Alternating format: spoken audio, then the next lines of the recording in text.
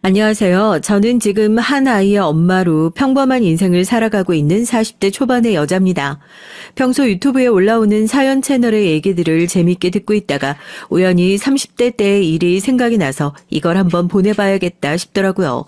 지금은 행복한 가정을 꾸렸고 그렇기 때문에 옛날 일도 웃으면서 사연으로 보낼 수 있을 정도가 됐지만 그때 당시엔 참 결혼이라는 게 뭘까?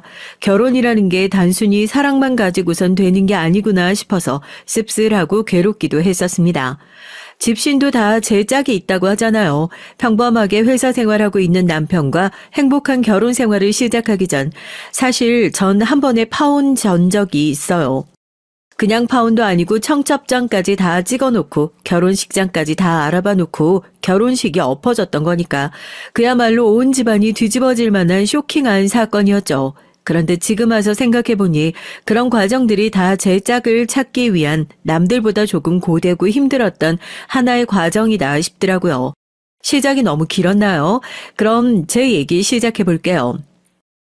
신정아, 날씨 좀 봐봐. 이번 주 내내 눈 온다니? 날씨가 이렇게 추우면 우정이 많이 추울 텐데. 아유, 불쌍한 내 새끼. 아직도 엄마가 많이 원망스러운가 보다. 해마다 우정이 간 날이면 이렇게 눈이 쏟아지는 거 보니까 내 새끼 추울 텐데.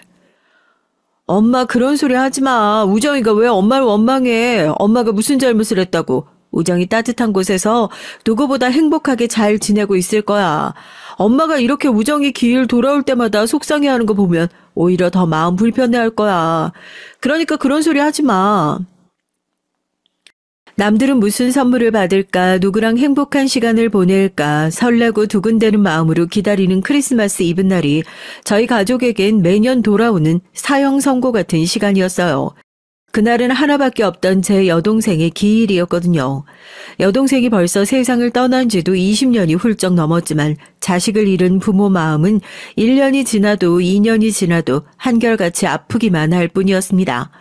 겨울이 다가오고 소복하게 눈이 내리기 시작하면 엄마 먼저 하늘로 간 여동생이 꼭 가족들을 원망해서 날씨가 늘 이 모양인 것 같다면서 하루 종일 창문을 보면서 한탄을 하곤 했어요. 그리고 그 모습을 보면서 가장 가슴이 무거웠던 건 아빠도 아니고 엄마도 아닌 바로 저였죠. 동생의 죽음에 있어서 가장 오래되고 무거운 죄책감을 가지고 있었던 건 저였거든요.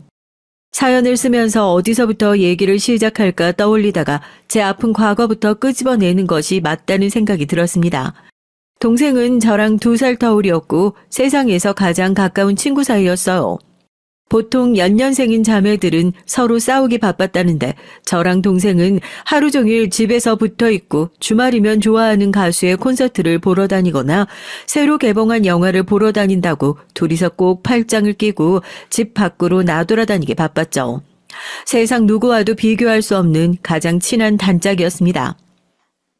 언니, 나 언니랑 같은 대학 합격했어. 이제 언니랑 같은 대학 다닐 수 있겠다. 나 대학교 들어가면 언니랑 학교 생활 잘 적응할 수 있게 도와줘야 돼. 알았지? 대학생 되고 언니랑 같이 술 한잔 마셔보는 게 소원이었는데. 아, 나 진짜 합격 못할까 봐 마음 졸였잖아. 넌 네 언니가 그렇게 좋니? 하루 종일 언니랑 붙어 다니면서 참. 동생은 저를 따라 서울에 있는 대학에 써서 합격을 한 상황이었고 동생의 합격 소식에 온 가족이 기뻐했어요. 고3 수험 시절을 워낙에 힘들게 보냈던 동생을 곁에서 봐왔던 전 동생에게 대학 합격 선물로 무언가를 주고 싶었고 그 당시 아르바이트를 하면서 모았던 돈으로 동생과 제가 평소에 좋아했던 가수의 크리스마스 공연 티켓을 예매해서 깜짝 선물로 동생에게 선물을 해줬어요. 어린아이처럼 기뻐하던 동생의 얼굴이 정말 엊그제 일처럼 생각이 납니다. 그렇게 약속한 날이 됐지만 전 아르바이트가 빨리 끝나지 않아 제 시간에 터미널에 동생을 데리러 나가지 못했어요. 사장님도 사정을 알아서 빠르게 일을 끝내주시겠다 약속을 하셨지만 워낙 대목이다 보니 계속해서 밀려오는 손님 때문에 가게를 비우고 나가기도 눈치가 보이는 상황이었고요. 서울 지리가 익숙하지 않은 동생이 길을 헤매기라도 할까봐 발만 동동 구르고 있었죠. 잠깐 양해를 구하고 동생에게 얼른 전화를 했습니다. 우정아, 도착했지? 언니 일이 좀 늦게 끝날 것 같아서 버스 타고 먼저 가 있을래? 지난번에 언니랑 같이 와봐서 어디서 버스 정류장 어디인지 알고 있지? 어디 다른 데 가지 말고 바로 정류장으로 가서 버스 타가지고 들어가지 말고 그 앞에서 서 있어. 언니가 끝나고 금방 데리러 갈게. 언니, 나도 이제 며칠 있으면 20살이거든? 아직도 내가 애인 줄 알아. 걱정하지 마. 안 그래도 언니 아르바이트 늦게 끝나는 것 같아서 걱정하지 말라고 얘기하려고 전화한 거야. 그럼 네가 이제 어른이야? 하여튼 다른 데 세지 말고 바로 버스 타야 된다. 버스 타고 나면 부모님한테도 문자하고 언니 금방 갈게. 몇 번이나 신신당부를 하고 전화를 끊었어요. 가게 안으로 쉴 새 없이 밀려드는 손님 때문에 정신이 없어서 동생에 대한 걱정은 곧 잊혀져 갔습니다. 동생 말대로 동생이 한두 살 먹은 어린아이도 아니고 동생을 데리고 서울에 여러 번 와본 적이 있어서 그래도 기본적으로 버스를 타는 곳이나 내리는 곳 정도는 잘 알고 있을 거라 생각했으니까요. 아유, 빨리 끝내주려고 했는데 확실히 크리스마스는 크리스마스인가 보다. 여기 봐도 동생 이번에 대학 합격해서 놀러 온 거라면서 이건 아르바이트비 아니고 그냥 내가 더 챙겨주는 거야. 용돈이다 생각하고 받아. 동생이랑 오늘 저녁에 맛있는 거라도 사 먹고 재밌게 놀라고. 동생한테도 합격해서 축하한다고 꼭 전해주고. 오늘 둘이서 재밌게 놀아. 아유, 우리 딸들도 이렇게 사이좋게 지내면 얼마나 좋을까. 얼른 가봐. 이런 거 안 챙겨주셔도 되는데 감사히 잘 받을게요, 사장님. 먼저 가볼게요. 사장님께선 늦게 끝내주신 게 미안하셨는지 저한테 동생이랑 맛있는 거라도 사 먹으라면서 용돈을 조금 챙겨주셨고 전 공연이 끝나고 나면 동생이 좋아하는 케이크라도 사서 둘이서 파티라도 해야겠다 기쁜 생각을 하며 택시 승강장으로 향했어요. 사람도 많고 차도 밀려서 평소라면 엄두도 내지 않았을 택시였겠지만 혼자서 절 기다리고 있을 동생에게 한시라도 빨리 가야겠다 하는 마음에서였죠. 사람들을 뚫고 간신히 택시를 잡아 타고 나서 동생에게 전화를 거는데 신호음이 3번이 울리기도 전에 냉큼 전화를 받아야 할 동생이 전화를 받지 않는 겁니다. 그때부터 마음이 불안해지더라고요. 얘가 정신없어서 버스에 핸드폰이라도 두고 내렸나. 전화를 끊었다가 다시 걸었다가 받지 않는 전화를 몇 번이나 다시 걸면서 기사님에게 조금 더 속도를 내주실 수 있냐 부탁하고 있는데 그때 전화가 울렸습니다. 동생이 아니라 엄마였어요. 신정아, 어쩌면 좋니? 우정이가 지금 병원에. 창밖엔 눈이 펑펑 내리고 사람들은 다 즐겁게 웃고 떠들고 있는데 전화기 너머로 엄마의 울부짖는 목소리가 들리고 제 심장은 정말 내려앉는 것 같았습니다. 택시 아저씨에게 다급하게 차를 돌려 병원으로 가달라고 했죠. 동생이 타고 있던 버스가 사고가 나서 병원으로 실려갔다는 소식이었어요. 설마 그렇게 큰 차가 사고가 났어도 동생은 무사하겠지. 손이 덜덜 떨리고 눈물만 하염없이 흘렀습니다. 제가 다른 곳에 세지 말고 바로 버스를 타라고 그 소리만 하지 않았더라면 아르바이트고 뭐고 내팽개치고 터미널로 동생을 바로 데리러 갔었더라면 동생이 그런 끔찍한 사고를 당하는 걸 피할 수 있었을까요? 아이고 나 못 살아. 아이고 우정아 어떻게 엄마를 두고 이렇게 가. 끔찍하게 밀리는 차를 뚫고 병원에 도착했을 땐 이미 한참 늦어버린 상황이었어요. 동생은 그렇게 20살을 며칠 남겨두지 못하고 세상을 뜨고 말았습니다. 전 동생의 영정도 제대로 바라볼 수 없었어요. 제가 너무 죄인 같았죠. 저랑 같은 대학에 들어가서 너무나 기쁘다고 해맑게 좋아하던 동생이었는데 제가 괜히 대학에 합격했다고 선물을 주겠다고 동생을 불러내지만 않았어도 이런 사고는 당하지 않았을 텐데 동생의 끔찍한 사고가 모두 제 탓인 것만 같았습니다. 자식을 잃은 부모의 울음소리는 꼭 짐승의 울음소리랑 비슷하다고 하잖아요. 엄마 몇 번이나 혼절을 하셨어요. 엄마 미안해. 이게 다 나 때문이야. 아빠 죄송해요. 나만 아니었어도 우정이 이렇게 될 일 없었을 텐데. 내가 우정이 대신 잘못됐어야 하는데 죄송해요. 정말 죄송해요. 동생 앞에서 가족들 모두가 죄인이 된 것 같았어요. 전 특히나 더 그랬고요. 장례가 다 끝나고 난 이후에도 가족들은 한동안 일상으로 되돌아오지 못했습니다. 전 충격이 너무 커서 실어증까지 왔었고 1년 동안 학교를 다니지 못하고 병원을 오가면서 치료를 받아야 했을 정도였으니까요. 부모님 마음에 대못을 2번씩이나 박았던 거죠. 평범하게 학교 생활을 하면서도 내가 아무렇지도 않게 밟고 있을 교정이 내 동생이 그렇게나 밟고 싶어 하던 곳이었다는 생각이 들 때마다 속절없이 무너졌습니다. 가장 견디기 힘들었던 건 남아있는 부모님의 모습이었어요. 신정아, 엄마는 우정이 사고 신정이 네 탓이라고 생각 절대 안 해. 너까지 잘못되는 꼴 절대 못 봐. 너까지 이렇게 망가지는 모습 보면 우리 우정이가 얼마나 속상하겠어. 응? 엄마가 미워서 말 안 하는 거야? 그래서 그래? 엄마가 다 잘못했어. 엄마가 죄인이야. 부모님은 그 사고가 절대 제 탓이 아니라고 했지만 집에 있는 동안 틈만 나면 먼 산을 바라보면서 허망한 눈으로 깊은 생각에 잠겨있는 아버지의 모습, 새벽에 잠에서 깨서 소파에 앉아 입을 틀어막고 우는 엄마의 울음소리를 듣는 제 마음은 더욱 골마만 갈 뿐이었어요. 먼저 떠난 동생은 끝까지 언니 걱정만 하는 바보같이 착한 애였나 봐요.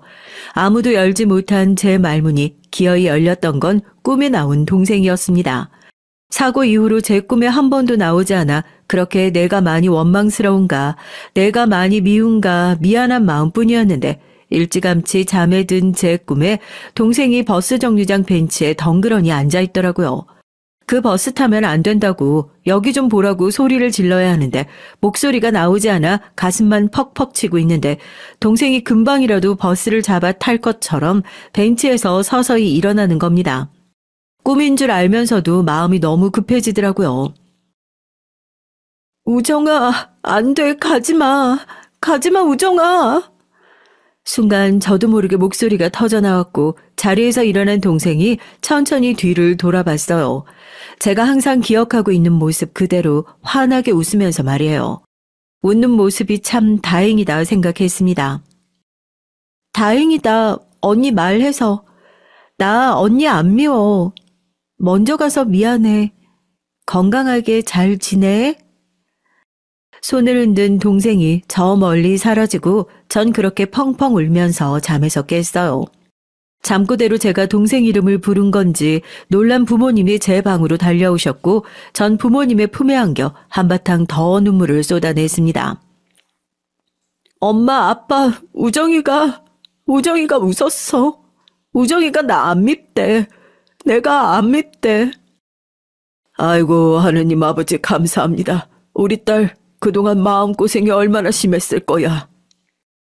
동생의 사고가 모두 제 탓이라고 그래서 부모님도 절 꼼짝없이 미워할 거라고 믿고 있었는데 꿈에 나온 동생 덕분에 그제서야 깨닫게 된 거죠. 사실 절 미워하는 사람은 저뿐이었다는 것을요. 모든 사람이 제가 그 무거운 죄책감을 깨고 나오길 한마음 한뜻으로 기다렸다는 것을 말입니다. 그래도 기댈 곳은 가족밖에 없구나 싶어서 부모님 품 안에서 그렇게 오열을 하고 저도 가족들 그날을 기점으로 조금씩 다시 일상으로 돌아올 수 있게 됐어요. 모든 것이 다 동생 덕분이었죠.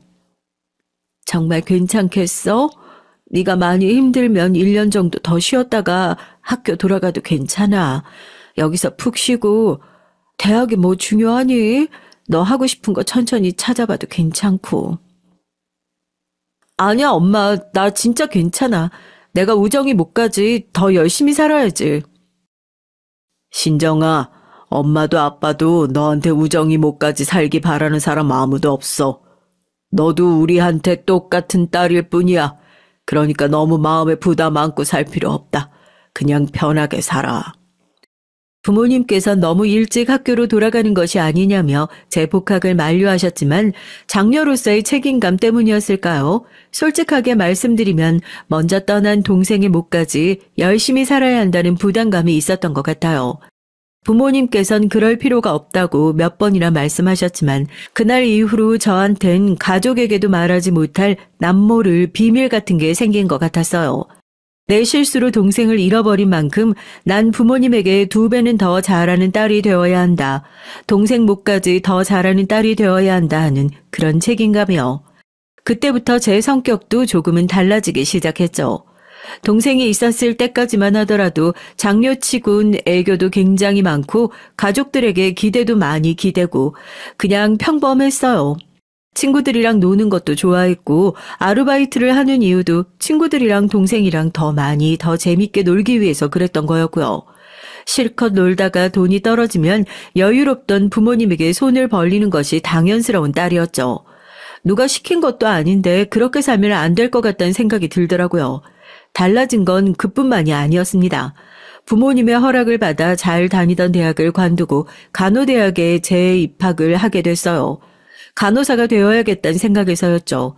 의대까지 갈 성적은 안 됐지만 내가 만약 동생이 실려갔던 그 병원에 있었더라면 다른 결과가 있지도 않았을까 하는 어쩌면 허황된 꿈 때문이었어요. 이미 늦었지만 또 다른 누군가를 살릴 수 있다는 희망 때문에요. 부모님도 그런 저의 속내를 은근히 알고 계셨고 힘든 길이란 걸 알고도 계셨지만 하나밖에 남지 않은 딸의 꿈을 쉽사리 꺾지는 못하셨습니다. 야, 너 제 얘기 들었어? 이번 학기에도 쟤 장학금 받는데잖아. 보니까 학교 끝나고 저녁까지 아르바이트 하러 다니는 것 같던데 공부할 시간 있나?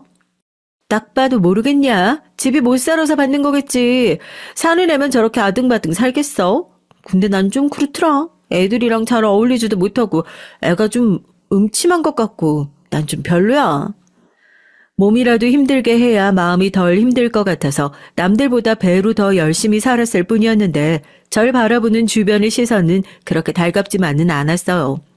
저에 대해서 수군거리는 소리도 다 들었고 속도 상했지만 어쩌다 부모님이랑 통화를 할 땐 힘든 내색은 전혀 하지 않고 항상 웃었습니다. 조금이라도 부모님에게 마음의 짐을 지워드리지 않아야겠다는 결심 하나로 버틴 대학 생활은 곧 유명한 대학병원 합격이라는 뜻깊은 결과로 돌아오게 됐어요. 정말 잘했네. 잘했어. 우정이도 언니 합격한 거 보면 참 좋아했을 텐데. 당신은 왜 합격 소식에 또 우정이 얘기를 꺼내고 그래? 그냥 축하해준다 한마디 하면 될 것을. 신정아, 엄마에게 괜히 신경 쓰지 마라. 우정이 기울 돌아와서 요즘 괜히 그러는 거야. 네가 그동안 이 병원 들어가고 싶어서 얼마나 고생을 했어. 장하다 우리 딸. 아니에요. 엄마가 뭐 틀린 소리 하신 것도 아닌데요. 안 그래도 이번 주에 시간 나면 저 혼자 낙골당 한번 다녀오려고 했어요. 그리고 합격이 뭐 별건가요. 간호학과 졸업하면 자격증도 거의 다 나오는 거고 자격증 있으면 병원 들어가는 건 어려운 일도 아니에요. 신정아, 엄만 그런 뜻으로 얘기한 게 아니라 미안하다. 내가 또 괜한 소리를 꺼내서. 좋은 성적을 받았던 것도 장학금을 한 번도 놓치지 않았던 것도 저 스스로 만족스럽기보단 부모님을 위한 결과가 아니었을까 싶어요. 뭐라도 잘하면 부모님 웃는 얼굴 한 번을 더 볼 수 있을 것 같아서요. 그런데 대학병원 합격 소식을 듣고 가장 먼저 집으로 찾아갔던 그날도 친정엄만 동생 얘기를 꺼내며 눈물을 보이셨습니다. 그게 꼭 잘못된 일은 아닌데도 전 평생 동생의 굴레에서 벗어나지 못할 것 같다는 생각이 들어서 한편으론 마음이 무겁더라고요. 기쁜 일이 있어도 마냥 기뻐하지 못하고 서로 눈치를 보는 가족들이 전부 제 잘못인 것 같아서 더욱 가족들 앞에서 제 속을 내비추기 어려웠죠. 어두워지는 제 얼굴을 보면서 부모님도 아차 싶었는지 말을 아끼셨습니다. 누구 하나 잘못한 것도 아닌데 직장 생활을 시작하고 바빠지기 시작하면서 안 그래도 어색했던 부모님과의 관계는 조금씩 더 소원해져 갔어요. 대학병원 간호사 일이라는 게 의뢰 그렇듯이 저 역시도 엄청나게 바쁘고 힘든 나날들을 보냈죠. 아무래도 아픈 사람들을 상대하는 직업이다 보니 예민해져 있고 뉴스에 자주 나오는 직장 내 괴롭힘도 꽤 많았고요. 동기들을 보면 복도에서 눈물을 펑펑 쏟으면서도 부모님에게 전화해서 오늘은 이랬네 저랬네 하면서 귀여운 고자질을 하는데 전 그것조차도 괜히 눈치가 보이더라고요. 내가 선택한 일인데 부모님한테 괜한 하소연을 하는 것 같아서요. 밥 먹을 시간도 없어서 병원 계단에서 혼자 눈물을 삼키면서 삼각김밥으로 꾸역꾸역 끼니를 때우고 있을 때 마주친 것이 당시 예비 신랑이었습니다. 그날도 선배 간호사에게 별것도 아닌 이유로 눈물 콧물 쏙 빠질 정도로 혼나고 얼굴이 엉망이 돼서 계단에서 꾸역꾸역 급하게 밥을 먹고 있는데 당시 같은 병원 전공의였던 예비신랑도 잠시 쉬러 비상계단으로 왔다가 절 딱 보게 된 거죠. 울다가 사람 마주쳤으니까 얼마나 민망해요. 저도 황급히 얼굴을 가리고 꾸벅 인사를 하고 제가 민망할까 싶었는지 목례만 꾸벅하고 지나갔는데 몇 분 후에 헉헉거리면서 계단을 뛰어 올라온 예비신랑이 제 어깨를 툭툭 치면서 우유 하나를 건네며 말을 걸더라고요. 수간호사님이죠? 성격이 보통 고약하신 게 아니더라고요. 그러니까 아직까지 결혼을 못 하셨겠지. 그분 때문에 여기 비상계단에서 온 사람이 한두 명이 아니라니까요. 여기는 사람들 많이 왔다 갔다 하니까 쉬고 싶으면 한층 더 올라와서 쉬세요. 한참 힘들어서 이 일을 정말 관둬야 하나 고민이 많았던 시기였는데 그 말 한마디가 어찌나 고맙던지요. 가족도 이해해주지 못하는 내 마음을 정말 다 알아주는 것만 같아 고마워서 우유팩을 붙들고 소리도 못 내고 눈물을 펑펑 쏟았고 옆에 앉아서 한참을 달래줬습니다. 그때 인연이 되어서 병원에서 오며 가며 눈인사를 하는 사이가 됐고 나이도 비슷하고 어쩌다가 쉬는 날이 겹치면 병원 밖에서 같이 밥도 먹고 영화도 보고 하면서 자연스럽게 연인 관계가 됐어요. 난 어머니가 혼자 계셔서 그런지 요즘 결혼 얘기를 그렇게 많이 하신다니까. 여자친구 있다고 말씀드리고 나니까 은근히 인사 좀 왔으면 좋겠다 눈치를 주시더라고. 아직은 좀 부담스럽지? 당신은 집에서 그런 얘기 잘 안 해? 우리 만난 지도 꽤 된 것 같은데 어쩔 때 보면 당신은 나한테 가족 얘기를 참 잘 안 하는구나 싶어서. 혹시 뭐 불편하거나 그런 거 있는 거야? 불편하긴 그런 거 없어. 그냥 난 당신처럼 가족들이랑 뭐 그런 얘기 잘 안 해가지고 그런가? 일하느라 바빠서 집에도 잘 안 가고 그러거든. 대학생부터 계속 나와서 살아서 그런 것도 있고. 어머님한테 나 간호사라는 건 말씀드렸어? 간호사라고 싫어하시진 않을까? 에이, 우리 엄마를 뭘로 보고 당신한테만 얘기하는 건데 우리 어머니도 고등학교만 졸업하시고 장사하시면서 혼자서 나 어렵게 키우셨어. 지난번에 당신 사진 보여드리면서 어떠냐고 넌지시 얘기 꺼냈었는데 얼굴은 반반하니 예쁘네 이러시던데 우리 엄마한테 최고의 칭찬이야. 동생이 떠난 이후로 인생에서 무언가 한 번도 욕심을 내본 적이 없었는데 그때 처음으로 욕심이 나는 존재가 제 인생에서도 생겼어요. 솔직히 저도 간호사 생활을 좀 하다 보니까 주변에서 들리는 말 같은 게 있잖아요. 아무래도 주변 시선이 껄끄럽고 하다 보니까 병원에선 저희가 만나는 걸 계속해서 비밀로 하고 있었는데 사람들이 간호사랑 의사 관계는 절대로 이루어질 수 없는 관계라고. 의사 집안에서 내 자식 의사 만들려고 얼마나 투자를 했는데 금 맞는 며느리, 금 맞는 사위 들이려고 눈에 불을 켜고 달려드는 게 당연지사라고. 그런 소리를 듣다 보니까 예비신랑 쪽에서 먼저 결혼 얘기를 은근히 꺼내는데도 마냥 웃으면서 그 얘기를 덥석 받아들일 수가 없더라고요. 더군다나 그때쯤이었을까요? 대학생 때 아팠던 이후로 다시는 꿈에 나오지 않았던 동생이 또다시 꿈에 나와서 말도 없이 제 손을 꼭 붙잡고 눈을 쳐다보다가 가버리고 난 이후엔 괜한 자책감마저 들었습니다. 소심하다고 욕을 하셔도 할 말이 없지만 내가 지금 이렇게 행복해도 되는 걸까 싶더라고요. 동생이 절대 그런 생각을 할 리가 없다는 걸 잘 알면서도 말이에요. 참 한심하죠. 그런데 동생이 그렇게 꿈에 나왔던 이유는 다른 게 아니었나 봅니다. 언니의 잘못된 결혼을 내다보고 어떻게든 말리고 싶었던 깊은 우애 때문이었나 봐요. 그 어떤 시련에도 절대 찌그러지지 않을 거라 생각했었던 저희의 관계가 예비신랑의 등살에 못 이겨 시댁에 첫 인사를 가고 난 이후로 삐거덕거리기 시작했거든요. 어머님 안녕하세요. 처음 뵙겠습니다. 별건 아니지만 어머님 과일 좋아하신다고 하셔서 이것저것 좀 사와봤어요. 입맛에 맞으실지 모르겠지만 예쁘게 잘 좀 봐주세요. 첫 인사 자리에 뭘 사갈지 고민하다가 과일을 좋아하신다는 예비신랑의 말에 백화점에서 과일 바구니 하나, 또 인사 갈 때가 꽃이 막 피고 있는 봄쯤이어서 평소에 하고 다니시기에 좋을 것 같은 스카프 하나를 사서 선물로 들고 갔습니다. 마음에 안 들어 하실 이유가 전혀 없다고 무조건 좋아하실 거라는 예비신랑의 말과 달리 처음부터 저를 바라보는 어머님의 시선은 삐딱하기 그지없어서 당황했죠. 웃으면서 선물을 받아들고 절 맞아주실 거라 생각했는데 쇼핑백을 내민 제 손이 무안스러울 정도로 팔짱을 끼고 꼼짝도 하지 않은 채 현관에서 절 빤히 쳐다보시더라고요. 시선은 제 가방으로 향해 있으셨습니다. 엄마, 이 사람 팔 떨어지겠어요. 아주머니 이것 좀 받아다가 이따가 식사 끝나고 내주세요. 결국 꼼짝도 하지 않으시는 예비 시어머니 대신 예비 신랑이 선물을 받아들어 집에서 일하시는 도우미 아주머니에게 건넸고 그 선물을 받아드신 도우미 아주머니의 표정이 제 기분 탓이었을진 모르겠지만 또 시작이네 라고 얼굴에 대문짝만하게 써있는 것 같았죠. 이런 모습을 하루 이틀 본 것 같지가 않았어요. 머쓱한 분위기에서 거실에 앉아있는데 하는 일이 뭐냐, 부모님은 뭐 하시냐 이런 당연스러운 질문 대신에 아주 뜬금없는 질문을 하시더라고요. 선물은 백화점에서 산 게 맞냐고요. 제가 당황해서 아무 말도 못하고 예비신랑이 저 대신 백화점 쇼핑백 못 보셨냐, 이 사람이 바쁜데 일부러 백화점까지 가서 엄마랑 잘 어울리는 것 같은 걸로 고른 거다 말하니까 누가 너한테 물었냐 하면서 말을 탁 끊으시더라고요. 우리 준호 만나보니까 알겠지만 우리 집 그렇게 못 사는 집안 아니에요. 나 얘한테 부족함 없이 다 해주면서 키웠고요.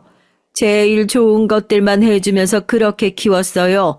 주변에 여유 있는 사람들이 있어야 앞길 잘 트일 것 같아서 그런 사람들만 곁에 두고 살았고요. 그래서 하는 소리예요. 이 나이쯤 되면 하고 다니는 차림새만 봐도 어떤 집안 사람이구나 대강은 딱 보이거든. 그 가방 딱 봐도 짝퉁 같은데 눈치 보니까 이게 어디 브랜드 짝퉁인지도 모르고 들고 다니는 눈치구만. 2만 원짜리 가방 들고 다니면서 내 선물 백화점에서 사왔다고 하니까 내가 안 믿겨서 그래요. 대학 다닐 때도 직장 생활할 때도 부모님한테 손 한 번을 안 벌리면서 지내서 그런지 호주머니에 돈 생겨도 저축할 줄만 알지 저 위에서 써본 적이 별로 없어요. 제 또래 여자들이 관심 가지는 가방이니 쇼핑이니 여행이니 이런 것들을 할 경제적인 여유도 심적인 여유도 없었던 것도 사실이고요. 예비 시모의 말처럼 2만 원짜리 가방이 어디 브랜드의 짝퉁 제품인지도 모르고 들고 다녔던 것도 맞지만 그렇다고 해서 제가 사온 선물까지 의심스럽단 얘기를 들으니까 정말 낯뜨겁더라고요.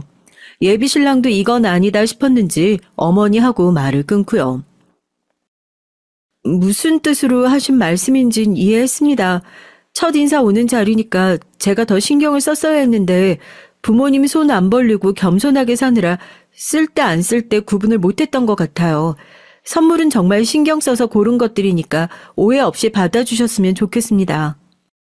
그 당시에 저도 미련했었죠. 예비신랑이 어지간히 좋기도 했었고 첫인사 오는 자리에 차림새를 신경 쓰지 못했던 제 잘못도 있었다고 생각해서 먼저 죄송하다고 숙이고 들어가니 분위기가 어느 정도 누그러지는 것 같더라고요. 한숨 돌릴 틈도 없이 식사하는 내내 불편한 지적은 계속됐습니다. 그나마 그 자리를 버틸 수 있었던 건 예비신랑이 영 생각 없는 사람은 아니었거든요. 또 그 예비 시모도 웃긴 게 자기 아들한텐 꼼짝 못하는 세상에 둘도 없는 아들 바라기더라고요. 어머니, 제가 좋아서 데리고 온 사람이에요. 충분히 말씀 다 드렸던 것 같고 데리고 인사시키라고 하셔서 바쁜 사람 시간 내서 데리고 왔는데 이런 식으로 말씀하시는 건 아니죠. 예, 너 지금 벌써부터 엄마 앞에서 편을 들길? 내가 뭐 못할 소리 했어? 아, 그럼 너 같으면 내가 뼈 빠지게 고생해서 아들 의사 만들어놨는데 급도 안 맞는 간호사 며느리 데리고 오면 기분 좋다, 오냐 어서 오십시오 하고 절이라도 해야 된다 이거야? 아이고 기가 막혀 정말. 결국 자기 아들에 비해서 제가 못나 보이니까 그게 싫으셔서 어떻게든 흠을 잡고 싶으셨던 거였나 봅니다. 그것도 모르고 거의 1시간 가까이 그 자리에 앉아서 생전 처음 들어보는 수모를 다 겪었네요. 병원에서 일하면서 진상 환자도 많이 만나보고 어지간한 일은 상처 안 받는다고 생각하며 살았는데 솔직히 이건 해도 해도 너무하는구나 싶더라고요. 여잔 외적으로 보여지는 것이 전부라면서 옷 입는 것을 보면 수준이 보인다는 둥, 머리나 피부를 보면 집이 어느 정도 먹고 사는지 안다는 둥, 누가 시댁에 오는데 그런 차림새를 하고 오냐는 둥, 예비신랑이 그랬잖아요. 그래도 얼굴 예쁘다고 인사 오기 전에 그랬었다고요. 정말 그거 딱 한마디 하시더라고요. 얼굴 좀 반반한 거 가지고 내 아들한테 드밀어 보려고 했던 거냐고요. 그게 무슨 칭찬이에요. 욕도 그런 욕이 없죠. 더 앉아있다간 눈물이 쏟아질 것 같아 제가 먼저 자리를 박차고 나왔습니다. 처음 인사 온 자리에서 먼저 자리를 박차고 나간다고 그렇게 나가는 제 등 뒤에다 대고 경우 없는 애라고 유혹을 어찌나 하시던지요. 제가 먼저 예비신랑에게 이 결혼 못하겠다. 아무리 그래도 나 살면서 이런 대접 받아보는 건 처음이다 하고 거절 의사를 단호하게 밝혔고 예비신랑은 그런 절 몇 번이나 붙잡았어요. 신정아, 우리 어머니 말만 저렇게 하시지 정작 결혼하고 나면 다 누그러지시고 오래 가지도 않을 거야. 네가 한 번만 숙이고 들어가면 안 될까? 여기서 헤어지는 건 말이 안 되잖아. 우리가 그동안 만나온 시간이 있는데 지금은 이러셔도 우리가 정말 행복하게 잘 사는 모습 보여드리면 어머니도 마음 다시 고쳐 먹으실 거야. 제발 한 번만 나 믿어줘. 내가 잘할게, 응? 나 이런 취급 받을 줄 알았으면 애초에 인사 오지도 않았어. 내가 얼마나 신경을 많이 썼는데 왜 거기서 어머니한테 그런 소리나 듣고 있어야 하냐고. 부모님 손 안 벌리고 나 혼자서 열심히 살아보려고 한 게 그게 그렇게 큰 잘못이야? 당신도 괜찮다고 좋다고 했잖아. 나 정말 괜찮아. 나야 당연히 좋지. 그럼 나 우리 어머니 보고 살지 말까? 신정아, 네가 싫다고 하면 나 평생 어머니 얼굴 안 보고 살게. 그러니까 제발 헤어지자는 소리만 하지 마라. 길거리에서 남편이 무릎을 꿇고 절대로 못 헤어진다고 한 번만 다시 생각해달라고 싹싹 빌고 난리를 치는 통에 저도 주저앉아 울고불고 젊었을 때 그런 생쇼도 해봐야 청춘 아니겠습니까? 그런 집구석 한시라도 빨리 탈출하지 뭐하러 다시 받아줬나 하시겠지만 그땐 예비신랑 말을 철석같이 믿고 있었어요. 내가 정말 시어머니랑 결혼하는 것도 아니고 이 사람이랑 결혼하는 거고 지금 내 앞에서 나랑 헤어지느니 차라리 자기 엄마를 평생 안 보고 살겠다 소리까지 하는 사람인데 그러면 한번 믿어보고 같이 살아볼 만하지 않나 싶었던 거죠. 시어머니 설득은 자기가 책임지겠다면서 믿어만 달라고 신신당부를 하는 예비신랑을 믿고 다시 한번 그렇게 결혼을 준비하게 됐어요. 사실 예비신랑을 더 믿고 의지했던 건 그 당시 유일하게 저를 있는 그대로 봐주는 사람이란 생각이 커서였던 것 같아요.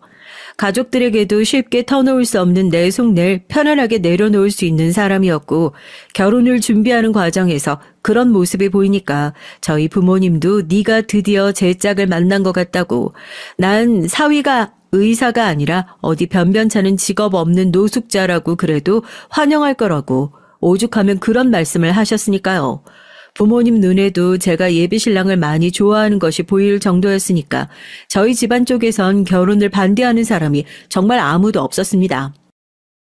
엄마, 사실 나 처음 인사 갔었을 때 시어머니가 나 마음에 안 들어 했었다? 솔직히 마음에 안 들어하게 하겠지. 본인 딴엔 고생해서 아들 의사 만들어 놓았을 텐데 그게 인생의 큰 자랑이고 훈장이다 생각하시는 분일 텐데 거기에 비해서 내가 너무 떨어지는 사람이다 싶으셨을 테니까. 엄마, 내가 그런 집에 들어가서 잘 지낼 수 있을까? 이렇게 행복하게 잘 살아도 되나? 한 번씩은 그래. 상견례를 하루 앞두고 본가에서 정말 오랜만에 엄마와 한 침대에 누워 두런두란 얘기를 나눴어요. 제 얘기에 엄마는 아무런 말도 하지 않고 제 손을 꼭 잡아주셨습니다. 솔직히 자기 딸 시댁에서 마음에 안 들어한다는 얘기 듣고 기분 좋아할 부모가 어디 있겠어요. 신정아, 엄마 말이야. 의사 사위니 판검사 사위니 그런 뭐 명함 나부랭이 아무 필요도 없어. 너네 결혼 허락한 것도 그저 네가 좋다고 그래서 그거 하나 믿고 허락해 준 것뿐이야. 그러니까 언제라도 아니다 싶으면 관둬. 엄마 너 좋다는 사람이면 다 좋고 너 싫다는 사람이면 다 싫으니까. 너도 이 세상에 하나밖에 없는 소중한 엄마 딸이야. 무슨 말인지 알지? 다 커서 창피하게 그 소리 들으니까 왜 그리도 눈물이 나는지요. 먼저 떠난 동생 생각이 사무치게 많이 나는 밤이 흐르고 상견례 날이 다가왔습니다. 저 얼마 전에 무슨 드라마를 보다가요. 정말 어머 소리를 내면서 소스라치게 놀랐잖아요. 하필이면 드라마에서 상견례 장면이 딱 나오는데 오히려 상견례장에서 먼 곳에 사는 친정집은 혹시라도 늦을까 싶어 일찌감치 서둘러 나왔었는데 정작 시댁은 약속 시간이 다 되어도 민기적 나레이션으로 딸 가진 죄인 소리가 나오는데 정말 제 상견례가 딱 그 짝이었습니다. 시간이 다 돼도 콧배기도 비추지 않는 예비 시몰 보면서 제 속이 얼마나 타던지요.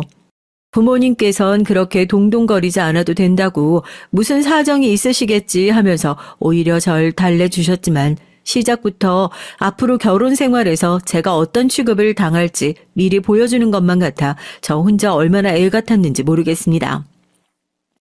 아유, 오셨어요. 오시는데 많이 힘드셨죠? 차가 많이 밀렸나 봅니다. 저희도 초행길이라서 서둘렀으니 망정이지 안 그랬으면 제 시간 맞춰서 오기 힘들었을 것 같아요.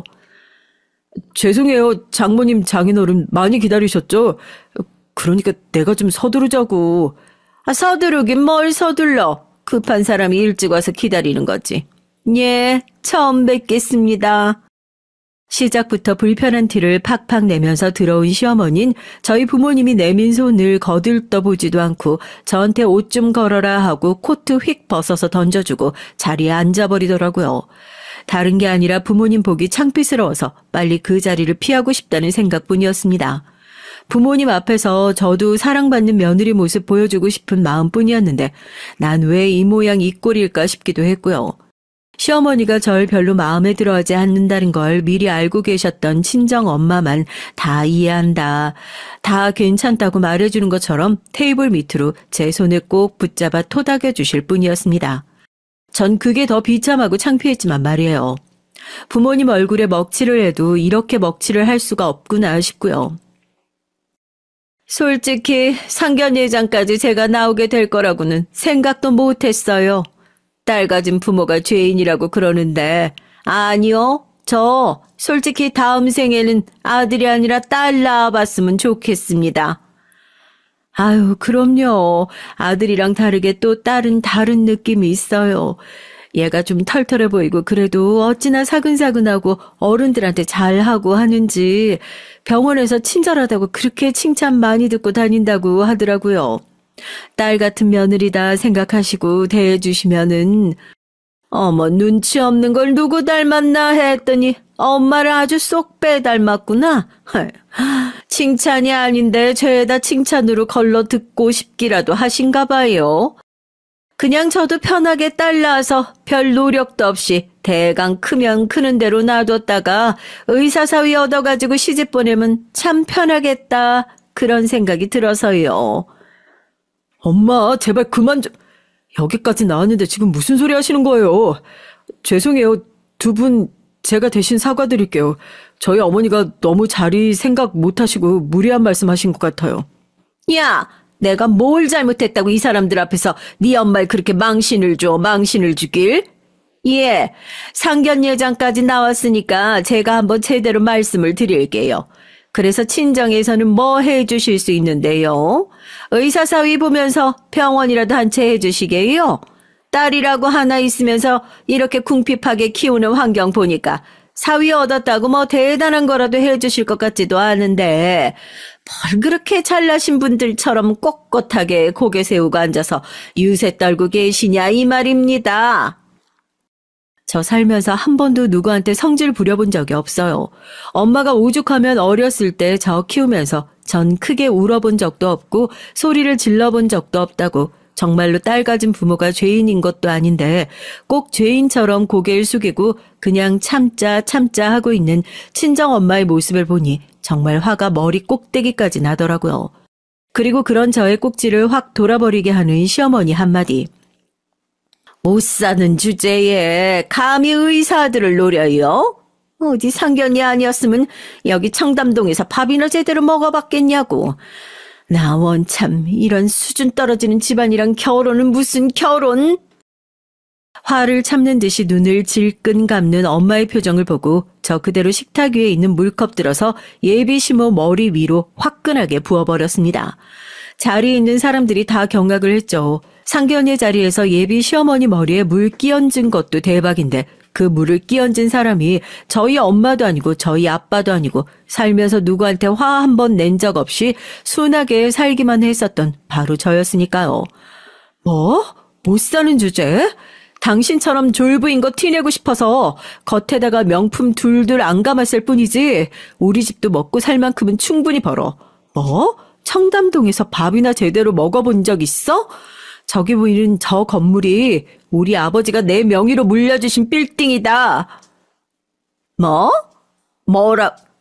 아니 어떻게 그런... 아니 무슨 건물주가 2만 원짜리 가방을 메고 다녀? 건물주라고 당신처럼 사치스럽게 돈이나 펑펑 쓰고 다니는 사람들만 있는 줄 알아? 조용히 있으면 당신 아들 병원이라도 하나 내가 차려줬지. 아니, 하다못해 우리 부모님이 하나 차려주셨겠지. 우리 부모님한테 하나밖에 없는 귀한 딸 결혼식인데 뭔들 못해주실까. 하나밖에 없는 사위인데 뭔들 못해주셨겠어. 부모를 보면 자식을 안다고? 인성 글러먹은 당신이 키운 아들 줘도 안 가져. 물을 잔뜩 뒤집어 쓴 예비 시어머니는 아무런 말도 하지 못하고 벙쪄 있고 그제서야 저희 부모님도 명함을 내밀면서 제대로 본인 소개를 하셨어요. 자기 소개라기보단 무식한 예비 시모를 제대로 깔아 뭉개주려는 마지막 어퍼컷이라고 하는 게 더 맞겠지만 말이에요. 예비 신랑은 그 상황을 말리기 바빠서 어쩔 줄 몰라 했지만 이미 기분이 상할 대로 상한 가족들은 짐을 챙겨 자리에서 일어나기 시작했습니다. 그제서야 다급하게 예비 시모가 저희 가족들을 막아서고 정말 몰랐다면서 무례를 저지른 걸 한 번만 용서해달라고 싹싹 빌기 시작했지만 저희 아빠는 그런 예비 시모를 정말 벌레 보는 눈으로 쳐다보셨어요. 눈에 넣어도 안 아픈 자식 끼고 사시는 분이시니 가장 잘 아실 거 아닙니까? 그쪽이었으면 이런 집에 하나밖에 없는 내 자식 결혼시키고 싶겠어요? 자네도 결혼을 하고 싶었으면 이런 모자란 부모 간수부터 똑바로 했어야지. 그 병원장이랑 나랑 호영호재하고 지내는 사이야. 지금 당장이라도 전화해서 모가지를 잘라버리고 싶은 걸 꾹 참고 있으니까 앞으로 자넨 내 눈앞에 뛸 생각 절대로 하지 말게. 한 번도 제 앞에서 친구 자랑, 권력 자랑을 안 하셨던 아빠였는데 예비 신랑과 예비 시모에게 한바탕 호통을 치고 그렇게 저희는 상견례장을 떠났어요. 나오자마자 부모님에게 어찌나 죄송하던지 저도 눈물을 펑펑 쏟으면서 고작 저런 집에 시집가겠다고 자리 만들어서 두 분께 못 보일 꼴 보여드렸다고 사과를 드렸죠. 그래도 자식과 부모가 아니잖아요. 두 분은 누구보다 너그럽게 절 보듬어 주셨습니다. 신정아, 사람이 살면서 실수 한 번씩은 다 할 수 있는 거야. 아무래도 아빠 꿈자리에도 며칠 전부터 계속 우정이가 나오더니만 다 언니 결혼 좀 말려달라고 사정하고 싶어서 그랬던 모양이다. 이렇게라도 저 사람들 속내를 알게 됐으니까 얼마나 다행이니. 결혼 안 하고 살아도 좋고 항상 잘나지 않아도 괜찮아. 누가 뭐래도 넌 엄마 아빠 딸이니까 이젠 우정이 목까지 열심히 살아야겠다. 그런 부담감은 좀 내려놓고 너도 네 인생 행복하게 살았으면 좋겠구나. 전 오히려 그 사람들에게 감사 인사라도 해야 할 판이에요. 제가 정말 오랜 시간 가족들에게 듣고 싶었던 말을 그 난리통 속에 듣게 됐으니까요. 원래 외부에 적이 생기면 내부 결속력이 끈끈해지는 법이라고 저와 부모님도 그 일을 계기로 서로를 더욱 이해할 수 있는 단단한 사이로 발전된 것 같아서 참 다행이라 생각이 듭니다. 이후에 예비신랑과 예비시모는 어떻게 됐냐고요? 참 안타깝긴 하지만 예비신랑은 저희 집까지 찾아와서 이틀 동안 무릎을 꿇고 꼼짝 않고 빌더라고요. 한 번만 용서해달라면서요. 한때는 안쓰럽고 짠해 보이기도 했었는데 상견례 사건을 겪고 나니 신락같이 남아있던 정까지 다 털려버린 것 같았어요. 예비신랑만 찾아왔게요. 예비시모까지 찾아와서 몇 날 며칠을 저희 부모님과 제 마음을 돌리려 애를 썼지만 결국 함부로 집에 들어오지 말라면서 경찰에 신고당해 질질 끌려가는 엔딩을 맞이하게 됐답니다. 어디 못 배워먹은 주제에 언감생심, 감히 내 딸을 누릴 수 있냐.